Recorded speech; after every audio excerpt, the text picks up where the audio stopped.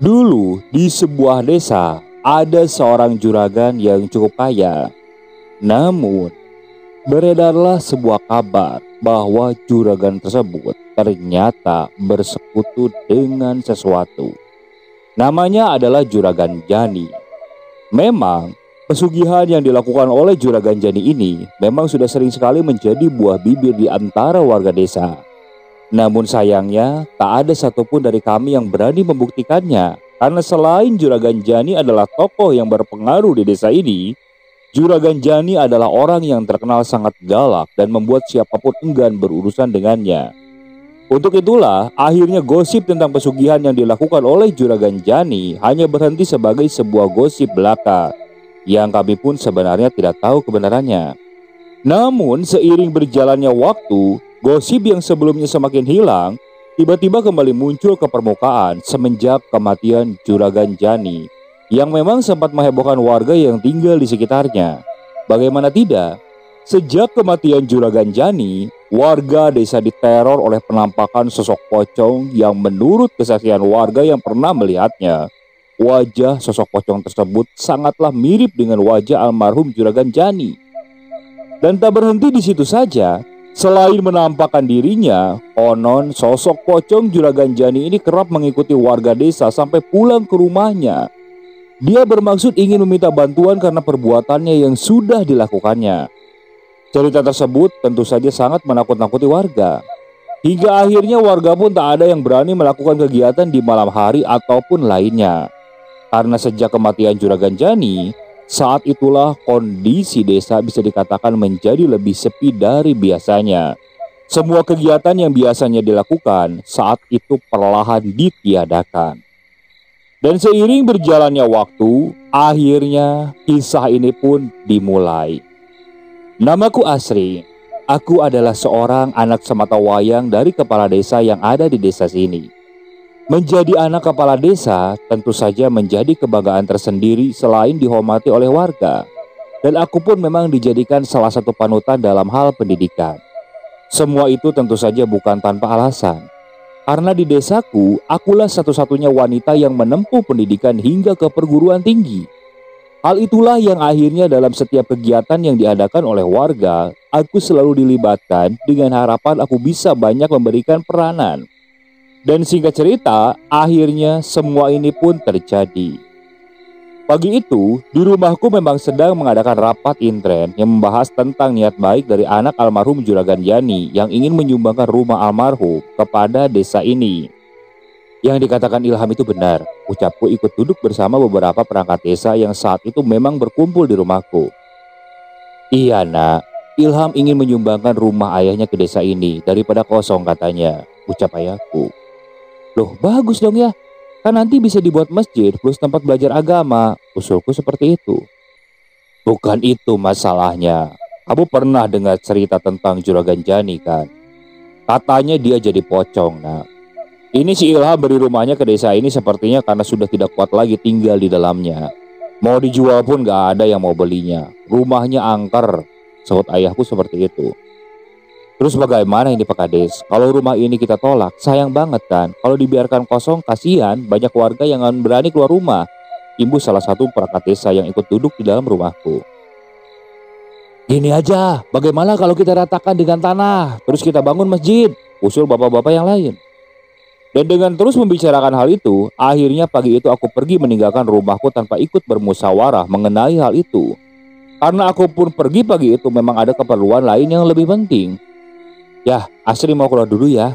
Aku mau ke rumah Ibu Retno, lihat ibu-ibu posyandu, ucapku sambil berpamitan kepada orang-orang yang ada di rumahku yang saat itu sedang sibuk membicarakan tentang rumah Juragan Jani. Iya hati-hati, jawab ayahku seperti itu. Pagi itu, aku memang berjalan pelan menyusuri jalan sambil sesekali menoleh ke kiri dan kanan hendak menuju ke rumah Ibu Retno. Karena memang sebelumnya aku sudah janjian dengannya. Namun anehnya, di tengah-tengah perjalanan, aku bertemu dengan Ilham yang aku pun tahu dia adalah anak dari Juragan Jani. Basri, sahut Ilham yang saat itu terlihat dan berhenti di motor dan menghampiriku.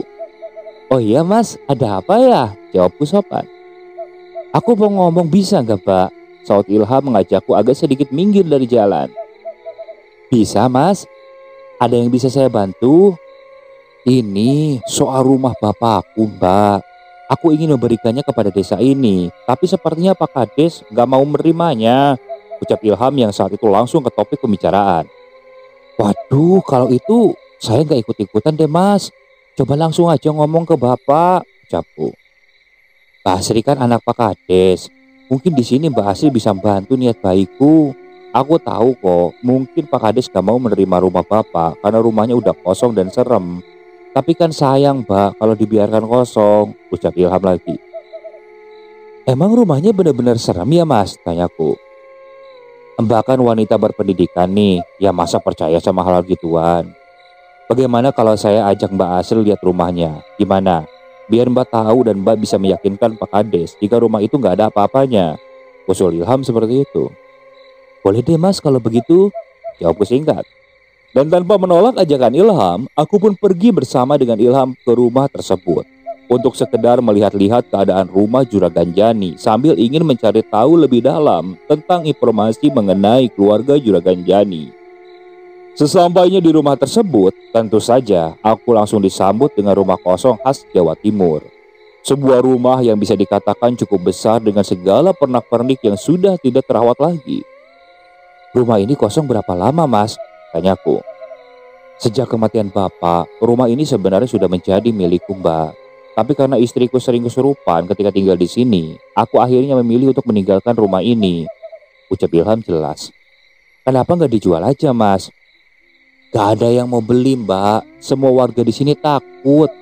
Ditambah kata warga, Bapak jadi pocong gentayangan dan sering terlihat di rumah ini, ucap Ilham yang terlihat cemas. Maaf ya, Mas, sebelumnya. Sebenarnya tadi di rumahku itu orang-orang sedang membicarakan tentang hal ini. Namun karena aku gak enak sama Masnya, jadi aku diam aja, ucapku seperti itu. Iya, Mbak, aku sebenarnya ingin membersihkan nama orang tuaku dengan memberikan rumah ini kepada desa. Mungkin dengan begitu orang tuaku tidak lagi dipandang jelek di desa ini, jawab Ilham. Dan dengan terus membicarakan hal itu, aku pun benar-benar diajak berkeliling oleh Ilham.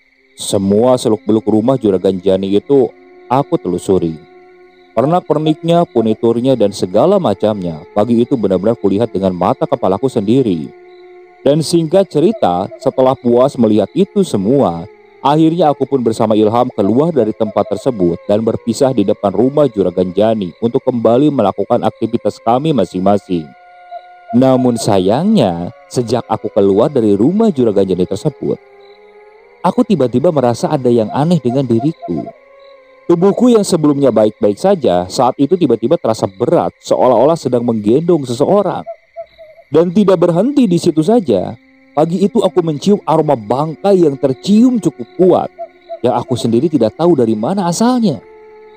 Dan dengan terus memikirkan hal itu, akhirnya aku pun melanjutkan semua aktivitasku dengan sesekali menoleh ke kanan dan ke kiri. Seolah-olah aku memang merasa benar-benar sedang diikuti. Singkat cerita, setelah semua kegiatan hari itu selesai, aku pun kembali ke rumahku dengan perasaan yang sedikit aneh. Kini bulu kuduku sudah tidak bisa berhenti merinding. Dengan sesekali aku seperti mendengar suara orang yang berteriak kencang memanggil-manggil. Dan dengan coba tidak menceritakan kepada siapapun, akhirnya aku pun tetap diam dan langsung masuk ke dalam rumahku ketika aku sampai di rumahku. Malam harinya, semuanya semakin aneh saja. Malam itu, ketika aku sedang istirahat, aku tiba-tiba dikagetkan dengan suara tangisan perempuan yang terdengar sangat jelas. Dan itu berasal dari samping rumahku. Suara tersebut terdengar jelas di antara suara-suara jangkrik yang malam itu memang sedang berbunyi sangat keras. Mendengar hal itu, tentu saja aku yang sebelumnya tidur dengan tenang, langsung ketakutan. Karena aku mulai merasakan jika ada sesuatu yang sedang tidak beres. Dan dengan mencoba memberanikan diri, akhirnya aku membuka jendela kamarku dan melihat bagaimana keadaan di luar rumahku malam itu. Ketika jendela ku buka, tentu saja aku tidak melihat adanya siapapun yang ada di samping rumahku. Karena selain di samping rumahku itu memang tidak ada apa-apa, tepatnya di samping rumahku memang hanya ada sedikit lahan kosong. tempat tetanggaku biasanya menjemur pakaian. Setelah melihat sekeliling dan merasa puas, akhirnya aku pun kembali menutup jendelaku. Dengan tidak lagi aku mendengar suara tangisan yang sebelumnya aku dengar. Namun sayangnya, semuanya tidak berhenti sampai di situ. Ketika aku selesai menutup jendela kamarku, malam itu tiba-tiba pandanganku teralihkan dengan sosok pocong yang tiba-tiba ada di belakangku. Sosok tersebut berdiri tegak dan lebih tinggi dariku sambil menatapku dengan tatapan yang terlihat sangat sayu. Wajahnya yang terlihat pucat dengan mata yang terlihat seperti sedang menahan kesedihan membuat momen itu hingga saat ini tidak pernah bisa aku lupakan. Melihat hal itu, tentu saja aku seketika berteriak sekuat tenaga sampai jantungku juga terasa berhenti berdetak. "Pocong! Pocong! Pocong!" teriakku sambil berlari keluar kamar dan menuju ke kamar orang tuaku. Sesampainya di kamar orang tuaku, aku seketika menangis terseduh-seduh sambil menceritakan apa yang baru saja aku lihat. "Ah, pocong!" jawab ayahku kaget sambil berjalan cepat ke arah kamarku. "Iya ya, Asri takut." Dan setelah puas melihat-lihat sekitar, akhirnya ayahku duduk lemas sambil mengelus-ngelusku, yang saat itu memang tidak berhenti menangis terseduh-seduh. Sepertinya apa yang dibicarakan oleh warga tentang Panjani itu benar. Besok, ayah mau bicarakan semua ini kepada Pak Lukman, ucap ayahku tiba-tiba. Dan setelah obrolan kecil malam itu, akhirnya aku pun tidur bersama ayahku di ruangan tengah. Singkat cerita, sekitar pukul 2 dini hari, aku tiba-tiba kembali dibangunkan oleh ayahku dengan nada yang sangat mencurigakan. "Shh, bangun nak," ucap bapakku sambil tangannya mengarah ke mulutku. Ketika aku membuka mata, pagi itu tiba-tiba mulutku seketika dibungkam oleh ayahku seraya memberikan tanda jika ada sesuatu yang sedang melintas di antara rumahku. Dan benar, beberapa saat setelah aku sedikit tenang, pagi itu aku benar-benar mendengar suara lompatan yang jelas terdengar di antara rumahku. Suara lompatan tersebut terdengar beberapa kali tepat berada di dapur, ruangan tengah, hingga ruangan tamu di rumahku. Mendengar hal itu, tentu saja ayahku seketika terus menatap wajahku seraya memberikan tanda agar aku tidak bergerak dari tidurku. Waktu itu adalah waktu yang tidak pernah aku lupakan selama hidupku. Aku dan ayahku tidur terbaring dengan dikelilingi sosok pocong yang berputar-putar di dalam rumahku. Bau busuknya, suara erangan, hingga kain lusuhnya kini masih terbayang-bayang olehku. Dan tidak berhenti di situ saja. Waktu itu aku juga sempat melihat sosok pocong tersebut lewat dan berhenti tepat di belakang tubuh ayahku yang saat itu memeluk tubuhku dan melindungiku. Dan dengan tetap menahan semua tangisan dan rasa takut yang luar biasa, malam itu aku coba bertahan dengan memejamkan mata sambil terus berdoa sebisanya. Dan puncaknya, malam itu akhirnya bisa terlewati dengan keadaan yang baik-baik saja. Pagi harinya, aku terbangun dengan keadaan yang semakin aneh saja.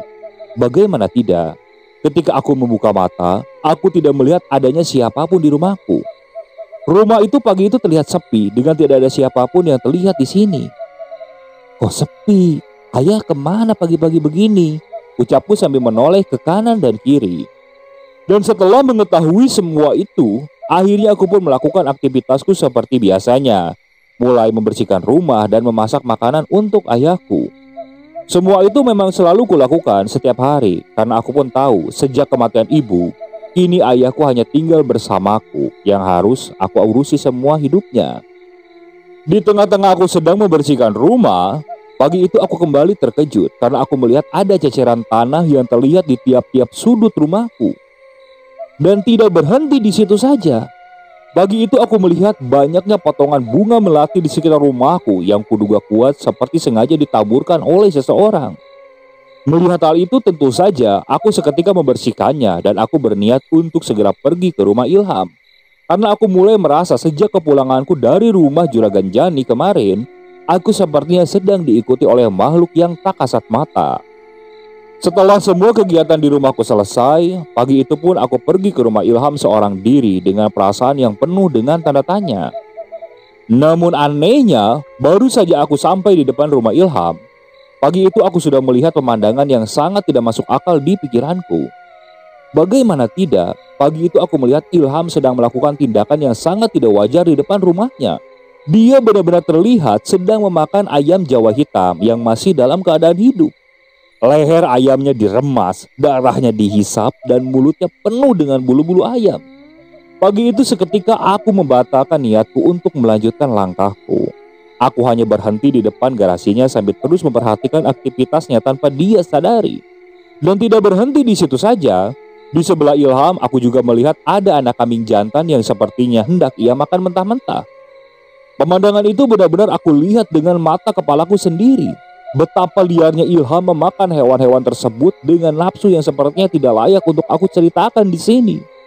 Dan ketika aku sedang melihat semua pemandangan itu, tiba-tiba aku melihat dari dalam rumah keluar seorang lelaki parubaya yang ternyata tidak lain dan tidak bukan, dia adalah Pak Kades, yaitu ayahku sendiri.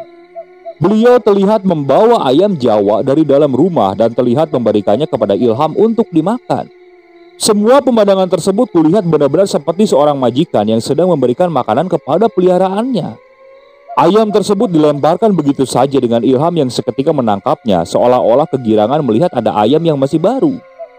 Melihat semua itu, tentu saja mataku kembali terpana dengan apa yang aku lihat. Aku seolah-olah tidak percaya jika ternyata ayahku juga tahu dan mengerti dengan semua kejadian yang ada. Dan tidak berhenti di situ saja. Pagi itu aku coba mengendap-endap melalui ladang yang ada di samping rumah Ilham, agar aku bisa melihatnya lebih jelas lagi dan mendengar apa yang sedang mereka bicarakan. Namun sayangnya, baru beberapa langkah aku berjalan, tiba-tiba langkahku ini berhenti di samping rumah Ilham yang ternyata di situ ada sebuah tempat pembuangan sampah yang nyatanya di tempat tersebut banyak sekali kulihat bangkai hewan yang sepertinya telah habis dimakan oleh Ilham.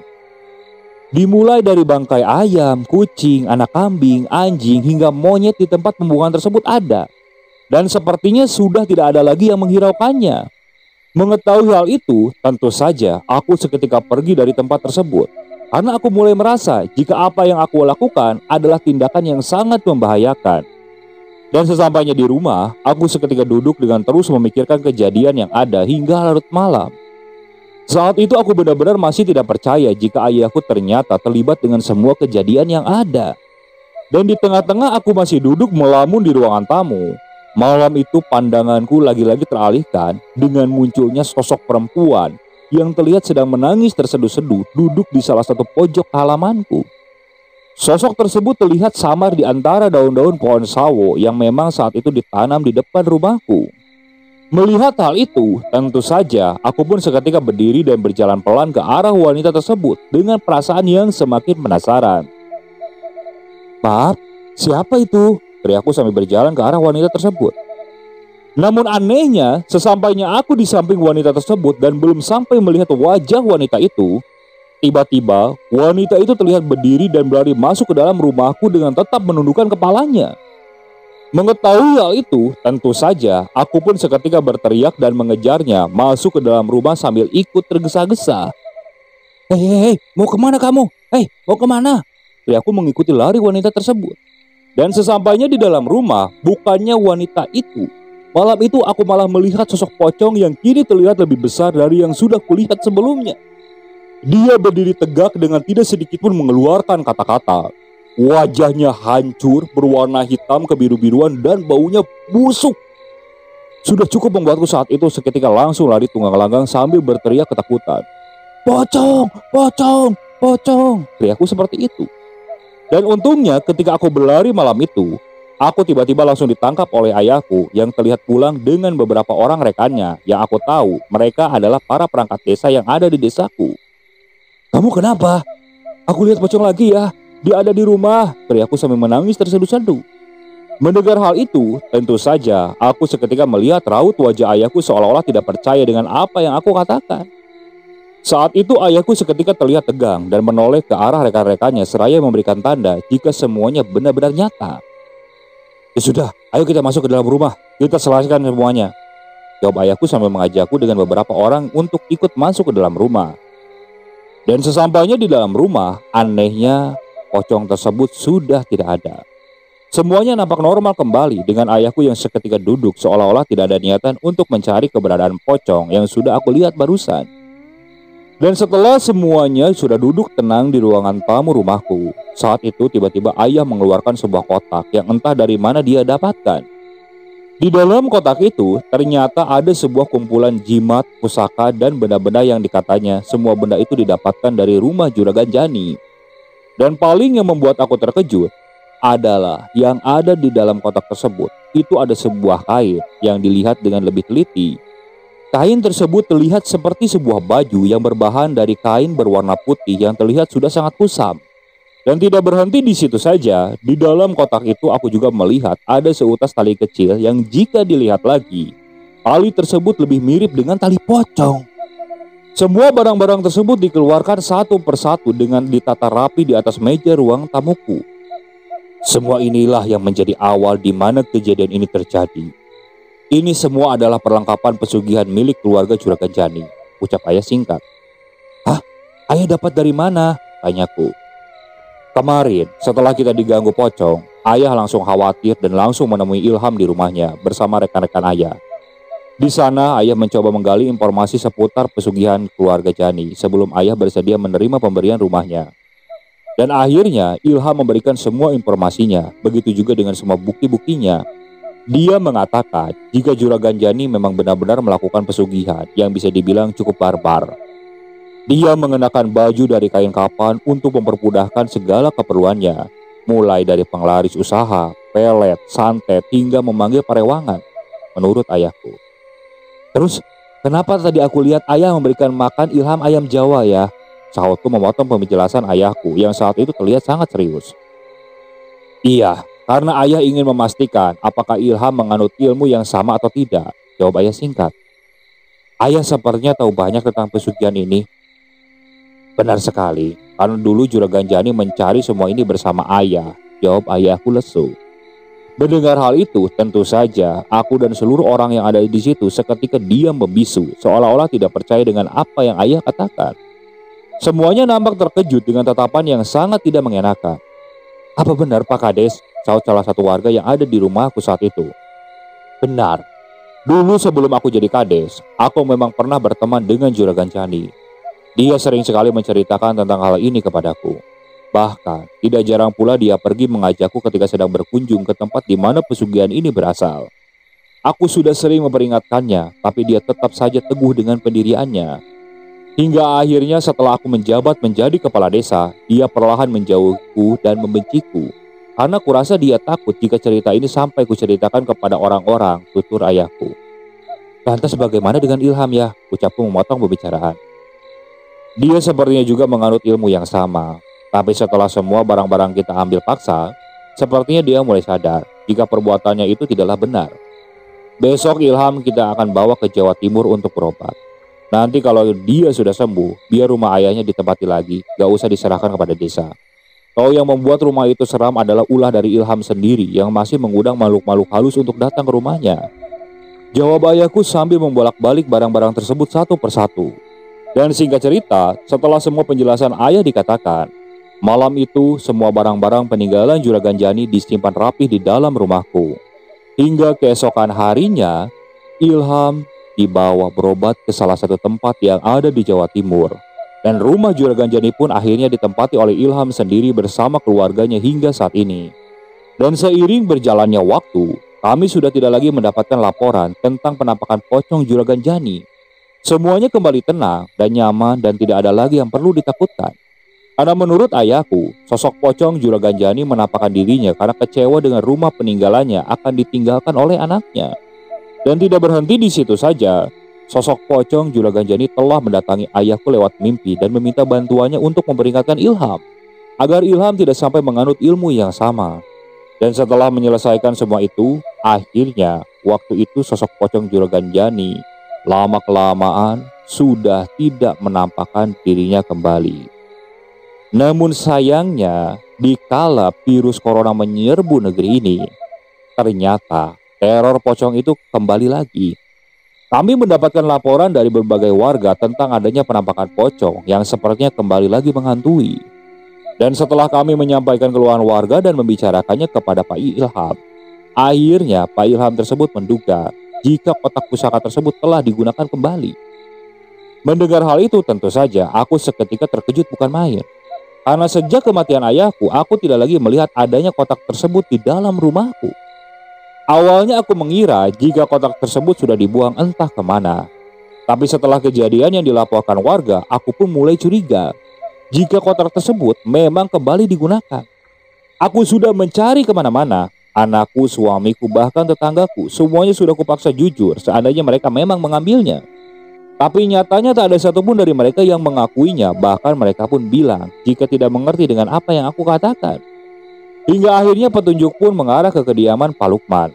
Pak Lukman yang terlihat mendadak kaya raya dengan pesanan ayam Jawa di rumahnya yang semakin tidak masuk dalam logika. Membuatku saat itu langsung mencurigai jika Pak Lukmanlah yang membawa kotak tersebut dan digunakan untuk kepentingan pribadi. Semua itu memanglah bukan tanpa alasan, karena selain ciri pemakai kotak tersebut adalah suka memakan ayam Jawa mentah, pemakai kotak tersebut memang bisa tiba-tiba kaya mendadak di luar akal sehat manusia. Dan singkat cerita, setelah mengantongi semua bukti yang ada, akhirnya Pak Lukman pun mengakui jika sudah mencuri kotak tersebut dari rumahku di hari ketika ayahku meninggal dunia.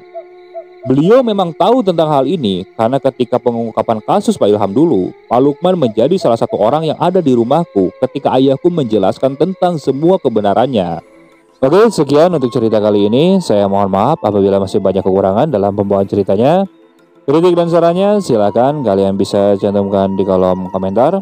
Tak lupa saya juga ucapkan terima kasih kepada narasumber yang sudah membagikan kisahnya, termasuk para penonton yang sudah mampir dan mendengarkan cerita dari channel Rentera Keramat ini. Semoga kalian selalu diberikan kesehatan, dilancarkan rezekinya, dan dijauhkan dari musibah. Terus ikuti cerita yang dibawakan oleh channel Rentera Keramat ini. Assalamualaikum warahmatullahi wabarakatuh.